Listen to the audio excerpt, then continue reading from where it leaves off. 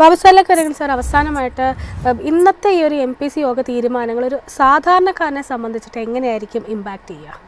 അവർക്ക് സന്തോഷകരമായിട്ടുള്ള തീരുമാനം തന്നെയാണ്. സാധാരണക്കാരെന്ന് പറയുമ്പോൾ അവർ വായ്പ എടുത്തിരിക്കുന്ന സാധാരണക്കാരെ സംബന്ധിച്ചിടത്തോളം നേരത്തെ സൂചിപ്പിച്ച പോലെ ഭവന വായ്പ, വ്യക്തിഗത വായ്പ, പേഴ്സണൽ ലോണുകൾ, മറ്റു രീതിയിലേക്കുള്ള വ്യക്തിഗത വായ്പകൾ എടുത്തിരിക്കുന്ന സാധാരണക്കാരെ സംബന്ധിച്ചിടത്തോളം, അതുപോലെ നേരത്തെ സൂചിപ്പിച്ച MSME, അതായത് സൂക്ഷ്മ, ചെറുകിട, മീഡിയം സെക്ടറിലൊക്കെ ലോൺ എടുത്തിരിക്കുന്ന ആളെ സംബന്ധിച്ചിടത്തോളം ഒക്കെ വർക്കിംഗ് ക്യാപിറ്റൽ ലോണുകൾ യൂസ് ചെയ്യുന്ന ആളെല്ലാം തന്നെ നേരത്തെ ഞാൻ പറഞ്ഞല്ലോ, EBLR, external bench mark lending rate, പ്രധാനമായിട്ട് റിപ്പോ ഒക്കെ ലിങ്ക് ചെയ്ത് ലോൺ എടുത്തിരിക്കുന്ന വായ്പ എടുത്തിരിക്കുന്ന ആളെ സംബന്ധിച്ചിടത്തോളം അവർക്ക് പലിശ ശതമാനം 4% കുറയും.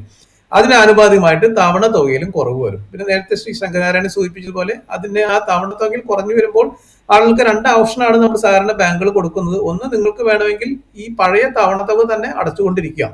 അങ്ങനെയാണെങ്കിൽ ലോൺ കാലാവധിക്ക് മുൻപ് തന്നെ, അല്പം മുൻപ് തന്നെ അത് അവസാനിച്ചു തീരും, ഈ തവണ തന്നെ ആ തവണ തുകയിൽ കുറയാതെ അടയ്ക്കുകയാണെങ്കിൽ. മറ്റൊന്ന്, ഈ വേണമെങ്കിൽ ഈ പലിശ കുറവിനനുസരിച്ച് നമുക്ക് തവണ തുകയിൽ വേണമെങ്കിൽ കുറവ് വരുത്താം. അങ്ങനെയാണ് ഇപ്പോൾ കാലാവധി അവിടെ നിലനിൽക്കും, തവണ കുറയും.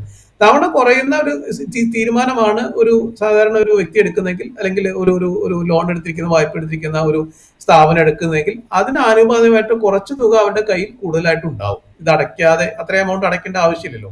അപ്പൊ അതിന് അതിൻ്റെതായിട്ടുള്ള ഒരു ഇക്കണോമിക് ആക്ടിവിറ്റി ഇതുപോലെ കൺസംഷൻ ആയിട്ടോ മറ്റേതെങ്കിലും രീതിയിലൊക്കെ ആയിട്ട് കൂടുതലായിട്ട് ഉണ്ടാവാൻ സാധ്യതയുണ്ട്. അപ്പോൾ വായ്പ എടുത്തിരിക്കുന്ന ആളെ സംബന്ധിച്ചിടത്തോളം ഇങ്ങനെ അവർക്കൊരു സന്തോഷകരമായിട്ടുള്ള തീരുമാനം തന്നെയാണ് ഇന്ന് ഈ റിപ്പോ റേറ്റിന്റെ കട്ട് വഴി ഉണ്ടായിരിക്കുന്നത്. കോർപ്പറേറ്റ് ലോണുകൾ മൂലമായിട്ടുള്ള വലിയ ലോണുകൾക്ക് ഇത് വലിയൊരു ഇമ്പാക്ട് ഉണ്ടാവില്ല. കാരണം അവർ അല്ലെങ്കിൽ തന്നെ വളരെ നെഗോഷിയേറ്റഡ് ആയിട്ടുള്ള റേറ്റുകളാണ് വാങ്ങിച്ചുകൊണ്ടിരിക്കുന്നത്.